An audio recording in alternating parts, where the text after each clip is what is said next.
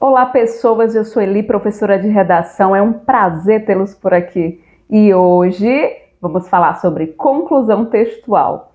Não esqueça, antes de mais nada, de deixar seu like e seu comentário, isso vai nos ajudar bastante.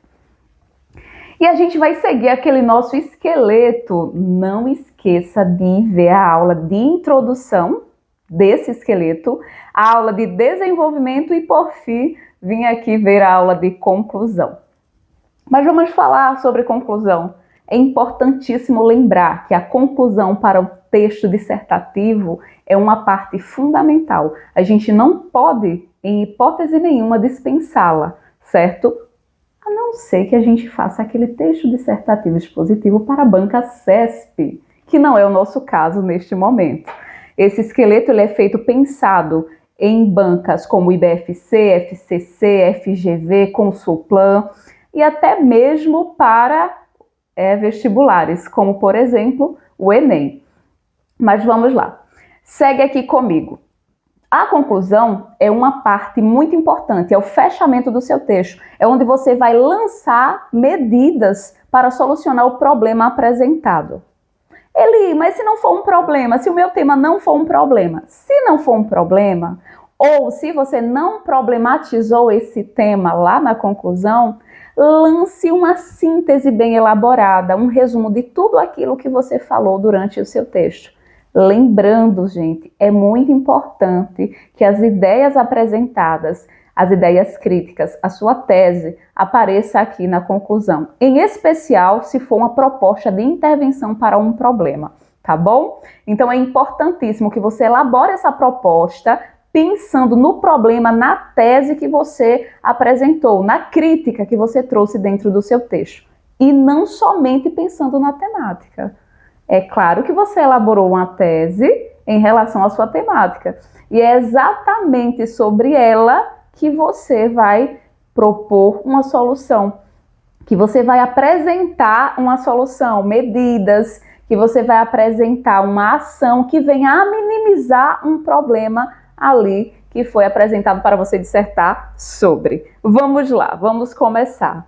Primeiro, é fundamental que você utilize um conector conclusivo. Logo, portanto, por fim, dessa forma, desse modo, seja qual for. Lembrando, não repita conectores ao longo do seu texto. Isso vai prejudicar a sua nota. Então, você faz a retomada inicial do tema, tá? O seu primeiro período, necessariamente, ele tem que ser a retomada do seu tema. Aí você, por fim, aí apresenta o tema. Imaginemos que o tema seja a persistência da violência contra a mulher no Brasil. Aí você vai colocar, por fim, a persistência da violência contra a mulher no Brasil é assunto de grande relevância para a sociedade. Se você já colocar Brasil no tema, não precisa falar brasileira. Se você deixar sem Brasil, se for um tema que não tem assim, em si, não comente a respeito do Brasil ou da sociedade, você pode colocar a sociedade brasileira aqui. Senão você tira, tá bom? Para não ficar redundante. Feito isso, você já fez a retomada do tema. Você já recapitulou o seu tema, certo? Em seguida, você vai apontar a solução. Aí você já pode começar assim, ó. Você coloca outro conector conclusivo ou de acréscimo de ideia, como nesse contexto, nesse íntere, nesse viés. Lembrando que você precisa ter um leque muito bom de conectores para não estar repetindo. É sempre fundamental falar da importância de colocar o esqueleto na mente. Por quê? Porque a gente não tem conector repetido aqui. Então, é muito importante para você aí que tem problema de pensar, e agora, como eu vou começar? Qual o conector que eu vou usar? Use o esqueleto que dá certo, tá? Então, você coloca assim, você vai citar um agente, um indivíduo para solucionar esse problema, necessariamente. Aí você pode apontar quem? Um ministério, uma ONG, um órgão, né? Exemplo, vamos pensar aqui que a minha temática é violência contra a mulher, e eu citei como tese o machismo e o pensamento arcaico da sociedade. Então, eu vou colocar aqui, assim, é fundamental que as mídias ou até mesmo o Ministério da Mulher, em parceria com as mídias, então já coloquei o meu agente, quem vai solucionar o problema. Entenda-se agente por quem vai solucionar o problema.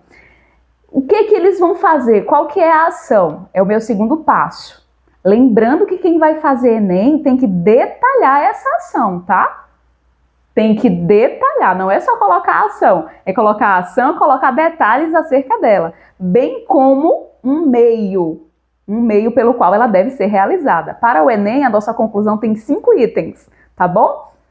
A ação, deixa eu colocar aqui para você, tá? É a ação, o detalhamento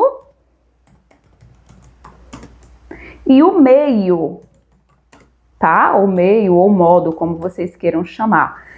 Eli, eu vou fazer uma redação para concurso, eu posso colocar os 5 itens? Pode, mas não é necessariamente os 5. Não necessariamente os 5, tá? Você colocando a ação, o agente e o objetivo já é suficiente. Mas para você que vai fazer o Enem, necessariamente os 5, porque eles são cobrados de forma individualizada. O seu examinador vai observar se você colocou os 5 itens na sua proposta de intervenção. Então vamos lá. Pensou no agente? Pensou em quem vai solucionar o problema.